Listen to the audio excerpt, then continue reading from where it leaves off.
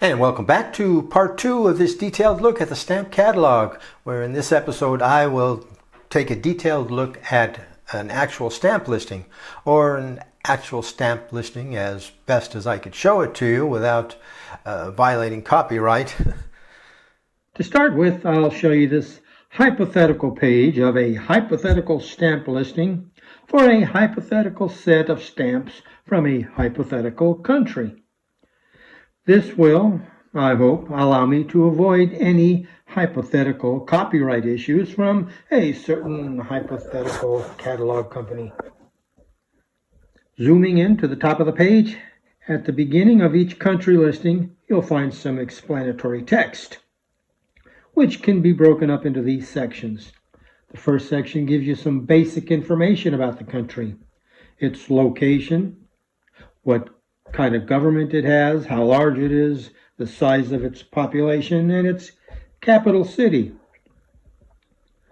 So, taking La La Land, of which I spoke briefly in the last episode, we learned that they were an anarcho-syndicalist commune. After that, they give you a brief history of the country. So, for example, La La Land was founded as a hippie commune in 1869. In 1969, in celebration of their centennial, all the residents attended the Woodstock Festival. After the festival, none of them found their way home, and La La Land became a figment of everyone's imagination. And then below that paragraph, you'll find a note about the monetary units of the country that you'll find on their stamps. After that, you'll find some important notes about the stamps and the listings. Now, as you're no doubt aware, most 19th century stamps and even early 20th century stamps are most common to be found in hinged condition, either with hinges still attached or partial hinges, or if the hinges have been completely removed, there will still be a telltale sign that there was a hinge there. The gum is disturbed or even partly missing. So the catalog values for these earlier stamps are for stamps that show hinge marks. And mint never hinged stamps will be valued and priced at a premium to that, sometimes a pretty hefty premium. But by the 1930s, for the US anyways, and later, early 40s for Canada, even up to the 1950s, the unused was most common. But then after that, stamp collectors started really hoarding stamps. They would buy more than one copy, they would buy multiples, they'd buy blocks, they'd buy full sheets, and with only one copy being hinged to go into their album, then that meant there were a lot of stamps in storage that never got hinged. So from the 1930s or 40s or 50s, mint never hinged is the rule for stamps.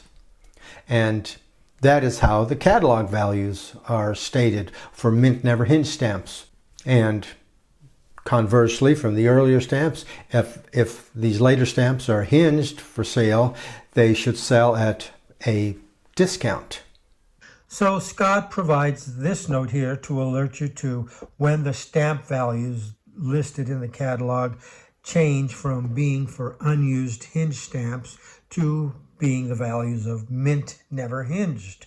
And then finally, if counterfeit stamps or forged cancellations are a particular issue with a country, a note will be found here warning you of such things. Now, looking at an actual hypothetical listing of an actual hypothetical stamp issue, here's what you'll find. Starting in 1964 and ending in 1966, La La Land issued a set of 7 stamps commemorating the British invasion. At the top of the listing, you'll find examples of the designs on this set of stamps. You'll notice that only 2 stamps are illustrated from the 7-stamp set. That's done to save space, since there were 4 stamps showing the Rolling Stones and 3 stamps showing the Beatles. The 2 illustrations are sufficient to allow you to identify these stamps when you come across them. The A10 and A11 designations are just design reference numbers for the catalog, and they almost never show up as an identifier for a stamp set in a sales listing. About the only time you'll see that is if a dealer has a stamp that's not listed in the catalog for some reason. The dealer might say something like, unlisted by Scott, but similar to La La Land Design A10.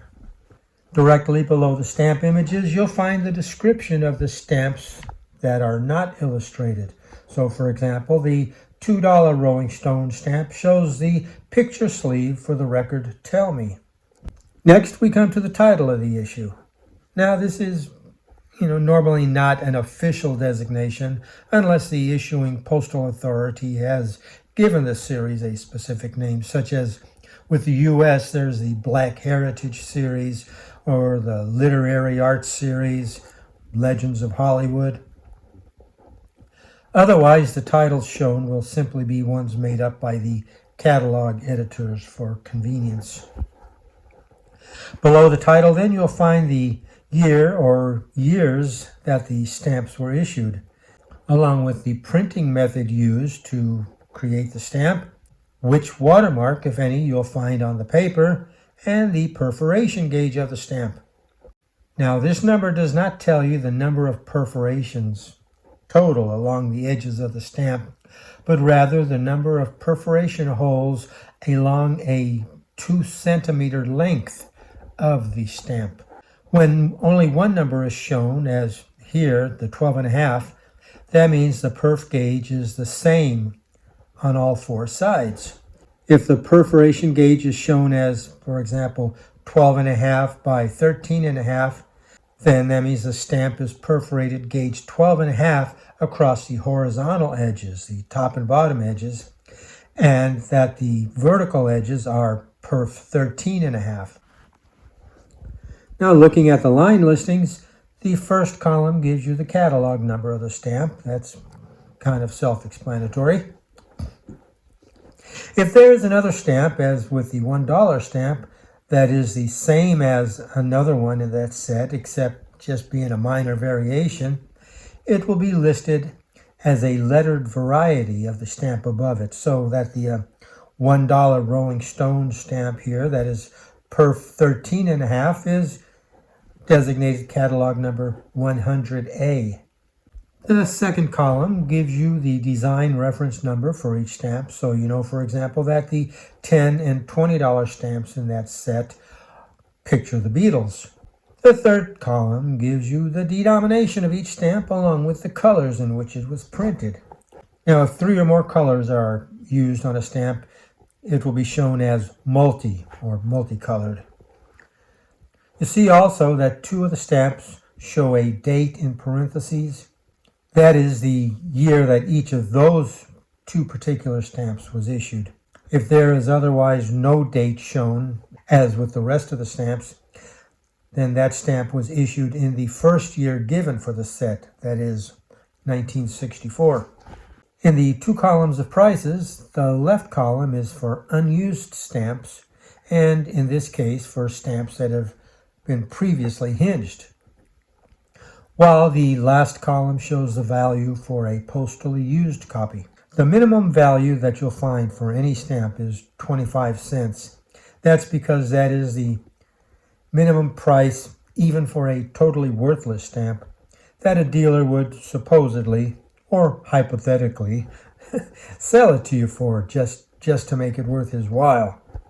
2 things you'll note in the used column. The $5 Black Beatles stamp has the $12 value in italics. That means that the stamp value is subject to extreme fluctuation and that this number should be taken with a grain of salt.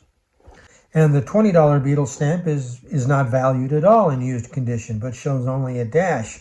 This means that while the stamp is known to exist, there's not enough sales information on it to be able to establish a value.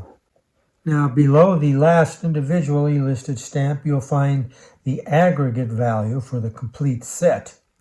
And almost always this set value will equal the sum of the individual values. However, that's not always the case. If you have a set of, say, 10 stamps, all with the catalog value of 25 cents, the aggregate value would be $2.50. But since that minimum 25-cent value is just really an imaginary value, the set value might be listed at only $1.50.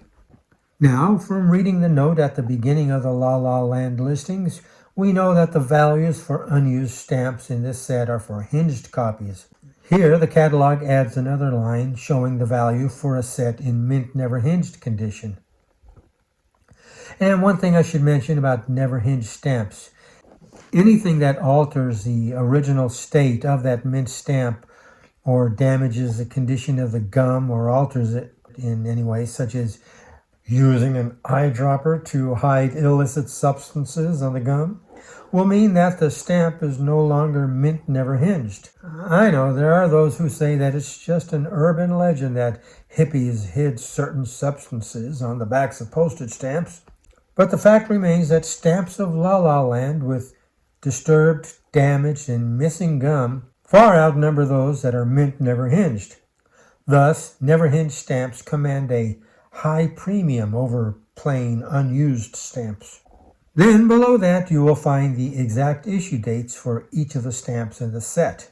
And finally we find this yellow box that marks a point after which all of the unused values shown are for stamps in mint never hinged condition. Now there's just one more point I need to show you using some actual pages of Austria, pixelated of course.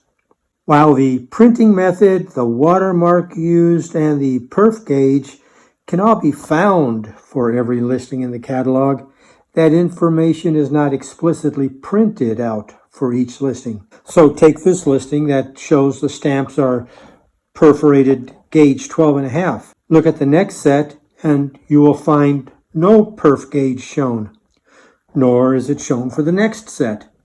That's because the catalog only shows that information only when it changes. Otherwise, the perf gauge remains in effect for all subsequent listings until a different gauge is used and then they list it. Now, here, I don't know why they spelled it out again when it's the same as the previous listing. Just some quirk of the catalog that they didn't get edited out. But then the last listing on that page switches to perf 12. And so the last two listings are also perf 12. The same thing applies to the printing and watermark information. Here we see this set was engraved, as is the next set, but the one after that is printed by photogravure. The next one is engraved, as is the next one. And then the next three are all printed by photogravure. So there you have it. And even that's not all of the information you'll find in the Scott Catalog. There's other notes you'll find on revenue cancels or telegraph cancels, how they will affect the value of the used stamps. So suffice it to say, it behooves all collectors to read their catalogs and not just use it to simply look up ID numbers and stamp values.